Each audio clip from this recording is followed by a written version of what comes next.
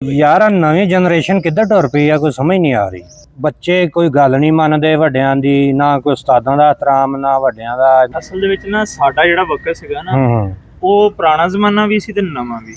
ਹਾਂ ਅਸੀਂ ਜਦੋਂ ਕਿਤੇ ਬੈਠੇ ਹੁੰਦੇ ਸੀ ਨਾ, ਸਾਡੇ ਬਜ਼ੁਰਗਾਂ ਨੇ ਆਵਾਜ਼ ਮਾਰੀ ਹੈ, ਕਿਸੇ ਬਾਬਾ ਜੀ ਨੇ, ਦਾਦਾ ਜੀ ਹਾਂ ਬਿਲਕੁਲ ਦਾਦੀ ਨੇ, ਉਹਨਾਂ ਨੇ ਇੱਕ ਆਵਾਜ਼ ਮਾਰਨੀ ਹੈ, ਇਦਾਂ ਹੀ ਦੂਸਰੀ ਆਵਾਜ਼ ਅਗਰ ਪੈ ਗਈ ਆ ਤਾਂ ਸਮਝ ਲਓ ਸਾਡੀ ਅੰਮੀ ਜੀ ਜਾਂ ਅੱਬੂ ਜੀ, ਉਹਨਾਂ ਨੇ ਲਿੱਤਰ ਮਾਰਨਾ ਛਟਮਾ। ਉਹਨਾਂ ਨੇ ਕਹਿਣਾ ਤੁਹਾਨੂੰ ਸੁਣਦਾ ਨਹੀਂ ਹੈਗਾ, ਤੁਹਾਡੇ ਦਾਦਾ ਜੀ ਆਵਾਜ਼ ਮਾਰਨ ਡਏ ਆ।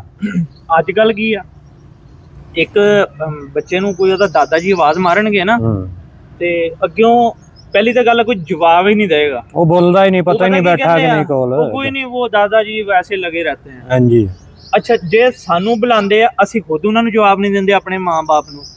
ਅੱਛਾ ਹੁਣ ਪਤਾ ਜ਼ਮਾਨਾ ਕੀ ਆ ਗਿਆ ਆ, ਅੱਜ ਕੱਲ ਪਹਿਲੇ ਔਲਾਦ ਡਰਦੀ ਹੁੰਦੀ ਸੀ ਦਾਦਾ ਦਾਦੀ ਤੋਂ, ਉਸ ਤੋਂ ਬਾਅਦ ਜ਼ਮਾਨਾ ਆਇਆ ਔਲਾਦ ਡਰਨ ਲੱਗ ਗਈ ਮਾਂ ਪਿਓ ਤੋਂ। ਹੁਣ ਜ਼ਮਾਨਾ ਆ ਗਿਆ ਔਲਾਦ ਡਰਨ ਲੱਗ ਗਈ ਆ ਮਾਂ ਤੋਂ, ਮੰਮਾ ਤੋਂ, ਮਾਂ ਤੋਂ ਨਹੀਂ ਮੰਮਾ ਤੋਂ, ਕਿਉਂਕਿ ਅਸਲ 'ਚ ਮਾਂ ਨਹੀਂ ਰਹੀ ਹੈਗੀ। ਸਾਡੇ ਲਫ਼ਜ਼ ਚੇਂਜ ਹੋ ਗਏ ਨਾ, ਲਫ਼ਜ਼ ਚੇਂਜ ਹੋ ਗਏ, ਰਿਸ਼ਤਿਆਂ ਦੀ ਪਛਾਣ ਘਟਦੀ ਜਾ ਰਹੀ। ਖਾਲਾਜ਼ਾਦ ਭੈਣ, ਚਾਚਾਜ਼ਾਦ ਭੈਣ, ਚਾਚਾਜ਼ਾਦ ਭਰਾ, ਤਾਏ ਦੀ ਕੁੜੀ ਭੈਣ, ਹੁਣ ਜੀ ਤਾਏ ਦਾ ਮੁੰਡਾ ਕਜ਼ਨ, ਤਾਏ ਦੀ ਕੁੜੀ ਕਜ਼ਨ, ਚਾਚੇ ਦੀ ਕੁੜੀ ਕਜ਼ਨ।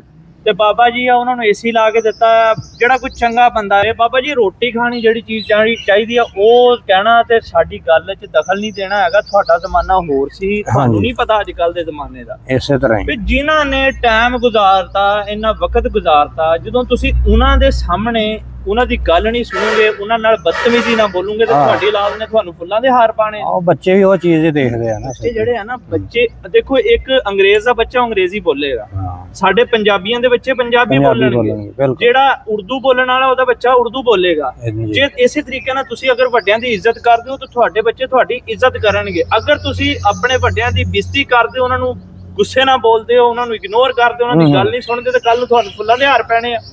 ਮਾਂ ਜੀ ਆ, ਅਸੀਂ ਗਾਇਜ਼ ਕਿਉਂ ਲੈ ਕੇ ਆਨੇ ਆ, ਸਾਡਾ ਮਕਸਦ ਹੈ ਕਿ ਅਸੀਂ ਵੀਡੀਓ ਬਣਾਈ ਦੀ ਆ ਆਪਣੇ ਇੰਜੋਇਮੈਂਟ ਵਾਸਤੇ, ਤੇ ਅਗਰ ਮਾਂ ਜੀ ਵੀ ਨਾਲ ਵਿੱਚ ਆ ਜਾਣਗੇ ਇਹਦੇ ਵਿੱਚ ਸਾਡਾ ਫਾਇਦਾ, ਤੇ ਅਸੀਂ ਤੇ ਇਹਨਾਂ ਤੋਂ ਫਾਇਦਾ ਲੈ ਰਹੇ ਹਾਂ ਅਲਹਮਦੁਲਿਲਾ। ਅਸੀਂ ਬਹੁਤ ਸਾਰੀਆਂ ਗੱਲਾਂ, ਅਸੀਂ ਪੂਰੀ ਤਰ੍ਹਾਂ ਚੰਗੇ ਨਹੀਂ ਹੈਗੇ ਲੇਕਿਨ ਕੁਛ ਬਿਹਤਰ ਆ। ਅਗਰ ਇਤਰਾਮ ਤੇ ਹੈ ਨਾ ਮਾਂ ਬਾਪ, ਗੱਲਾਂ ਅਸੀਂ ਤੁਹਾਡੇ ਤੱਕ ਪਹੁੰਚਾਉਣੀਆਂ ਚਾਹ ਰਹੇ ਹਾਂ, ਤੁਹਾਡੇ ਬੱਚਿਆਂ ਤੱਕ ਪਹੁੰਚਾਉਣੀਆਂ ਜਾ ਰਹੇ ਹਾਂ, ਤਾਂ ਕਿ ਅਗਰ ਇਹਨਾਂ ਦੀ ਗੱਲ ਸੁਣ ਕੇ ਮੈਨੂੰ ਨਹੀਂ ਅਕਲ ਆਂਦੀ, ਗੁਲਜ਼ਾਰ ਬਾਈ ਨੂੰ ਨਹੀਂ ਆਂਦੀ, ਇਹਨਾਂ ਦੇਖਣ ਵਾਲਿਆਂ ਚੋਂ ਅਗਰ ਇੱਕ ਬੱਚਾ ਵੀ ਤੁਹਾਡਾ ਇਹ ਸਿੱਖ ਗਿਆ, ਸਮਝ ਲਓ ਉਸ ਘਰ ਦੀ ਪੂਰੇ ਦੀ ਜ਼ਿੰਦਗੀ ਬਣ ਜਾਏਗੀ। ਸਾਡਾ ਮਾਂ ਜੀ ਨੂੰ ਬਿਠਾਉਣ ਦਾ ਇਹ ਮਕਸਦ ਆ। ਬਾਕੀ ਯਾਰ ਮੈਂ ਤੇ ਇਹੀ ਗੁਲਜ਼ਾਰ ਬਾਈ ਕਵਾਂਗਾ, ਅਗਰ ਤੁਸੀਂ ਚਾਹੁੰਦੇ ਹੋ ਕਿ ਕੱਲ ਨੂੰ ਤੁਹਾਡੀ ਇੱਜ਼ਤ ਹੋਵੇ ਤੇ ਤੁਸੀਂ ਆਪਣੇ ਸਿਆਣਿਆਂ ਦੀ ਕਦਰ ਕਰੋ, ਔਰ ਨਹੀਂ ਯਕੀਨ ਅੱਜ ਤੋਂ ਤੁਸੀਂ ਆਪਣੇ ਸਿਆਣਿਆਂ ਨੂੰ ਤਮੀਜ਼ ਨਾਲ ਬੁਲਾਉਣਾ ਸ਼ੁਰੂ ਕਰ ਦਿਓ। ਸਿਆਣਾ ਇੱਕ ਆਵਾਜ਼ ਮਾਰੇ ਹਾਂਜੀ ਜਾ ਕੇ ਕਹੋ, ਤੇ ਯਕੀਨ ਕਰੋ ਤੁਹਾਡੀ ਔਲਾਦ ਵੀ ਉਸੇ ਤਰੀਕੇ ਨਾਲ ਬੁਲਾਏਗੀ। ਇਦਾਂ ਹੀ ਆਮੇ ਜੀ? ਹਾਂਜੀ ਹਾਂਜੀ ਇੰਜੀ ਗੱਲ ਹੈ ਬਿਲਕੁਲ। ਅੱਗੇ ਬੇਟੇ ਜਿਹਦੇ ਬਾਪ ਆਉਂਦੇ ਸੀ ਨਾ ਤੇ ਮਾਂ ਕਹਿੰਦੀ ਸੀ ਤੁਹਾਡੇ ਅੱਬੂ ਨੇ ਆ ਜਾਣਾ, ਇੱਥੇ ਖੁਸ਼ਕ ਹੋ ਜਾਓ। ਹੁਣ ਪਤਾ ਕੀ, ਹੁਣ ਮਾਂ ਬੱਚਾ ਤੰਗ ਕਰ ਰਿਹਾ ਤੇ ਪਾਪਾ ਕਹਿ ਰਿਹਾ ਹੁੰਦਾ ਬੇਟਾ ਖਾਮੋਸ਼ ਹੋ ਜਾ, ਤੁਹਾਡੀ ਮਾਮਾ ਮਾਰੇਗੀ। ਲਾਣਤ ਇਦਾਂ ਦੇ ਵੀ, ਯਾਨੀ ਕਿ ਮਾਂ ਤੋਂ ਡਰਾਣ ਡਿਆ ਉਹ, ਕਿਉਂਕਿ ਮਾਵਾਂ ਦਾ ਪ੍ਰੈਸ਼ਰ ਆਪਣੇ ਬੰਦਿਆਂ ਤੇ ਹੋ ਗਿਆ। ਉਹ ਬੰਦੇ ਵੀ ਵਿਚਾਰੇ ਕਹਿਣ ਦੇ ਹੁੰਦੇ ਬੱਚੇ ਨੂੰ ਤੁਹਾਡੀ ਮਾਮਾ ਮਾਰੇਗੀ, ਵੀ ਤੂੰ ਸਿੱਧਾ ਲਿਆ ਜੁੱਤੀ ਸੱਟ ਕੇ। ਫਿਰ ਅੱਛਾ, ਫਿਰ ਉਹਨੂੰ ਬੱਚਿਆਂ ਨੂੰ ਮਾਰੋਗੇ, ਮਾਂ ਨੂੰ ਬੜੀ ਪਰੇਸ਼ਾਨੀ ਹੁੰਦੀ ਆ, ਤੁਸੀਂ ਬੱਚੇ ਨੂੰ ਕਿਉਂ ਮਾਰਿਆ? ਵੇ ਬੱਚਾ ਨਿੱਕਾ ਜਿਹਾ ਫੜ ਕੇ ਜੁੱਤੀ ਉਹਨੂੰ ਵੀ ਛਿੱਤਰ ਫੇਰੇ। ਇੱਕ ਹੋਰ ਚੀਜ਼ ਨਾ, ਬੱਚਿਆਂ ਵਾਲੀ ਮੁਰਗੀ ਨਹੀਂ ਹੁੰਦੀ ਪਰ ਫੜਾ ਕੇ ਬਹਿ ਜਾਂਦੀ, ਉਹ ਫਿਰ ਔਰਤਾਂ ਇਦਾਂ ਬਹਿ ਜਾਂਦੀਆਂ। ਮੈਂ ਕਹਿ ਰਿਹਾ ਇੱਕ ਹੋਰ ਚੀਜ਼ ਆ ਗਈ ਨਾ ਵਿੱਚ, ਉਹ ਗੱਲ ਤੇ ਕਿਸੇ ਹੱਦ ਤੱਕ ਠੀਕ ਸੀ ਕਿ ਮਾਰ ਨਹੀਂ ਪਿਆਰ, ਬੱਚਿਆਂ ਨੂੰ ਪਿਆਰ ਨਾਲ ਸਮਝਾਓ। ਹੁਣ ਇੱਕ ਚੀਜ਼ ਆ ਪਿਆਰ ਨਾਲ ਨਹੀਂ ਸਮਝਣ ਵਾਲੀ, ਉਹ ਜਿੱਦਾਂ ਹੁਣ ਅਸੀਂ ਸਮਝਿਆ, ਅਸੀਂ ਤਾਂ ਖਾਧੀਆਂ ਭਾਈ ਆਪ, ਮਾੜੀ ਜਿਹੀ ਗਲਤੀ ਪੈਣੀ ਕਰਨੀ ਤਾਂ ਇਧਰੋਂ ਪੈਣੀ, ਇੱਕ ਜਾਂ ਚਾਚੇ ਨੇ ਵੇਖ ਲਿਆ, ਤਾਏ ਨੇ ਵੇਖ ਲਿਆ, ਵੱਡੇ ਭਰਾ ਨੇ ਦੇਖ ਲਿਆ, ਜਿੰਨੇ ਉਹਨੇ ਪਿੱਛੋਂ ਸੁੱਟਣੀ ਆ, ਪਤਾ ਲੱਗ ਜਾਣਾ ਵੀ ਆਹ ਕੰਮ ਦੁਬਾਰਾ ਨਹੀਂ ਕਰਨਾ, ਮੁੜ ਕੇ ਗਲਤੀ ਨਹੀਂ ਕਰਨੀ। ਉਹ ਹੁਣ ਇਹ ਪਿਆਰ ਚੰਗਾ ਵੜਿਆ ਕਿ ਪਿਆਰ ਨਾਲ ਸਮਝਾਉਂਦੇ, ਉਹ ਬੱਚਿਆਂ ਨੂੰ ਅਸਰ ਹੀ ਕੋਈ ਨਹੀਂ। ਉਹ ਬਦਮਾਸ਼ ਬਣੇ ਹੋਏ, ਉਹੀ ਕਿਹਾ ਨਾ, ਉਹ ਕਹਿੰਦੇ ਬਕਿਆ ਹੀ ਆ ਨਾ ਸਾਨੂੰ। ਅਮੀ ਜੀ ਤੁਹਾਨੂੰ ਯਾਦ ਆ ਸਾਡੇ ਉਸਤਾਦ ਨਾ ਪੁੱਠੇ ਹੱਥਾਂ ਦੇ ਮਾਰਦੇ, ਮੇਰੀ ਆ ਉਂਗਲੀ ਚੀਚੀ ਟੁੱਟ ਗਈ ਤੇ ਮੈਂ ਘਰ ਆਇਆ, ਮੈਂ ਕਿਹਾ ਮੈਂ ਲਕੋਈ ਹੋਈ। ਅੰਮੀ ਕਹਿੰਦੀ ਕੀ ਹੋਇਆ? ਮੈਂ ਕਿਹਾ ਅੰਮੀ ਜੀ ਸੱਟ ਲੱਗ ਗਈ। ਕਹਿੰਦੀ ਕਿੱਦਾਂ? ਉਹ ਨਾਲ ਦੇ ਦੋਸਤ ਨੇ ਦੱਸਤਾ ਜੀ ਉਸਤਾਦਾਂ ਤੋਂ ਕੁੱਟ ਪਈ ਸੀਗੀ, ਇਹਨੂੰ ਸਬਕ ਨਹੀਂ ਸੀ।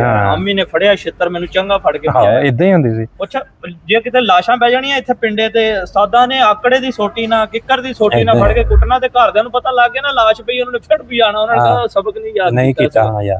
ਤੇ ਹੁਣ ਉਸਤਾਦ ਮਾੜਾ ਜਿਹਾ ਦਬਕਾ ਹੀ ਮਾਰ ਦੇਣ ਤੇ ਲਾਮਾ ਲੈ ਕੇ ਆ ਜਾਂਦੇ ਆ ਭਾਈ ਸਾਡੇ ਬੱਚੇ ਨੂੰ ਕਿਉਂ ਦੇਖ ਲੈ ਤਾਂ ਮੈਂ ਆਪਣੇ ਪਾਪਾ ਕੋ ਜਾ ਕੇ ਬਤਾਉਂਗਾ ਤੇ ਯਾਰ ਅਸੀਂ ਆਪਣੇ ਆਪ ਨੂੰ ਆਪ ਹੀ ਬਦਲ ਲਿਆ ਨਾ ਆਪਣੇ ਮਾਹੌਲ ਨੂੰ ਠੀਕ ਕਰੋ ਜਿਹੋ ਜਿਹਾ ਮਾਹੌਲ ਹੁੰਦਾ ਨਾ ਫਿਰ ਉਹੋ ਜਿਹਾ ਉਹਦੇ ਤੇ ਅਸਰ ਪੈਂਦਾ ਬਿਲਕੁਲ ਬਾਕੀ ਦੁਆਵਾਂ 'ਚ ਯਾਦ ਰੱਖਿਓ ਵੀਡੀਓ ਅੱਛੀ ਲੱਗੀ ਹੈ ਤਾਂ ਲਾਈਕ ਕਮੈਂਟ ਸ਼ੇਅਰ ਜ਼ਰੂਰ ਕਰਿਓ ਤਾਂ ਕਿ ਕਿਸੇ ਇੱਕ ਬੰਦੇ ਤੱਕ ਵੀ ਵੀਡੀਓ ਚੱਲ ਗਈ ਤਾਂ ਉਹਦੀ ਜ਼ਿੰਦਗੀ ਸਵਰ ਜਾਏਗੀ ਘਰ ਉਹਦਾ ਠੀਕ ਹੋ ਜਾਏਗਾ ਅੱਲਾਹ ਹਾਫਿਜ਼। ਅੱਲਾਹ ਹਾਫਿਜ਼।